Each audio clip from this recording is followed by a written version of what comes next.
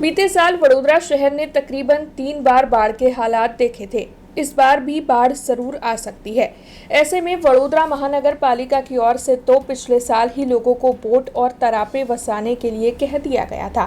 तब सामाजिक कार्यकर विट्ठल आयरे की ओर से भी तरापे रख लिए गए हैं और आज उनकी ओर से तरापे को फूलहार पहनाकर उस पर फूल चढ़ाकर तरापे की पूजा अर्चना की गई है। इस बारे में सामाजिक कार्यकर्ता विट्ठल आयरे का ये कहना है कि वडोदरा महानगर पालिका की ओर से तो बोटें खरीदी जा रही है, लेकिन वो भी तरापे अपने साथ रखने वाले हैं, जिससे कि इस बार जब बाढ़ की परिस्थिति का निर्माण हो तो उनके पास जो तरापे है उससे वो आम जनता की मदद कर सके। तब आइए सुनते हैं सामाजिक कार्यकर विट्ठल आयरे से इस बारे में उनका क्या कहना है। ગયા વર્ષે આખા જીવનમાં ભૂલાય નહીં એવું પરિસ્થિતિ લોકોએ નજરે જોઈ છે અને આ વર્ષે પણ અમારા વિસ્તારના લોકલાડીલા ધારાસભ્યશ્રીએ કીધું છે ભાઈ પૂર તો આવવાનો જ, એના માટે અમે અગાઉથી જ તારાપાની પૂજા અર્ચના કરીએ છીએ અને કહેવા માંગીએ છીએ કે ભાઈ ગમે તે વિસ્તારનો વ્યક્તિ હોય જો કદાચ આ તારાપાથી એનો જીવ બચી જાય તો અમારા માટે સારી બાબત છે। બોટો તો સાહેબ વસાવી છે તંત્રએ, પણ એ બહાર ક્યાં કાઢી છે?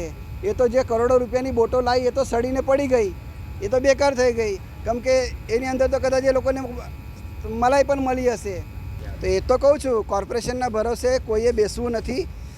દરેક માણસે પોતાનું જીવન પોતે જ જીવવા શીખવું જોઈએ, કેમ કે તંત્ર આ આપણું વડોદરા શહેરનું તંત્ર લાચાર તંત્ર છે, એના પર કોઈએ બેસવું નહીં જોઈએ। અને સમજો કે આગળના ભવિષ્યમાં આવે તો 8-10 દિવસ પછી વરસાદ આવે તો પોતાનું જીવન કેવી રીતના બચાવવાનું એ પોતાને સમજવું જોઈએ।